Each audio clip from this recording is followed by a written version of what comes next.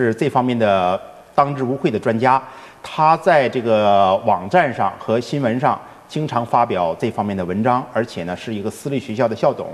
这个私立学校呢是专门是服务于这个优质教育的学生。Mr. Kantenberger, I'm very glad to find you here in my program again. I hope I can see you very often because I have a lot of parents like your program and they would like to see you. That's great, and thank you, Frank. I do appreciate that, and I'm pleased to be here. Yeah.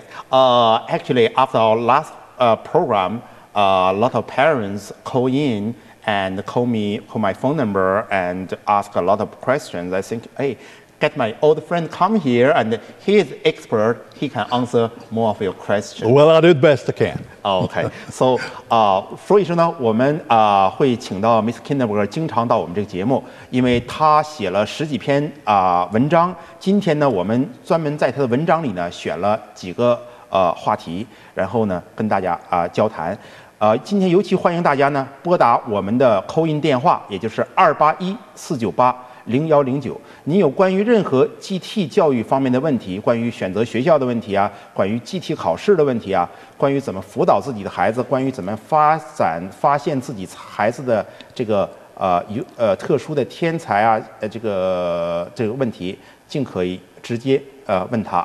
我会给您这个进行 translate。Mr. Kantenberger, what is the characteristic of GT kids? Well, there are a lot of characteristics, and before we can talk about a number of them here in a minute. But let me say one thing we really kind of neglected to mention when we talked about what is GT last time we were here, and that is these characteristics are among every race, every country, every state of being, the rich, the poor. As a matter of fact, I don't really know how long it's been that they've known that the giftedness is among all people everywhere, all over the world. But I do know this, that Thomas Jefferson wrote about it 200 years ago in 1782. And he said at that time that the gifted children are equally distributed among all peoples all over the entire earth, rich, poor. And we really haven't gotten that idea over yet very well, because today giftedness among a lot of people say, well, that's just for the rich, the affluent. It's not. It's just that they have the money to take advantage of a gifted education, whereas so many more that are not financially able to do that, they just get lost in the shuffle. And so I want to make this clear. Giftedness is universal, and it affects a small number of people, probably anywhere from 2.5% to 5.5%, but it's everywhere, everybody, all sex, all peoples, all conditions. So what number you want to throw around? And it's 5.5% is the general number you think about and put into a category of giftedness. Okay, well, right? we talked a little bit about the bell curve last time. Yes. And the bell curve basically includes everybody from about 97.5% to 100. Yes, yes. In other words, it's only about 2.5% of the people. 2 standard deviations, as the mathematicians will tell you. That's right. Okay. But there is a 2% error possibility. Okay? So that means that it could be as much as 4.5%. Yes.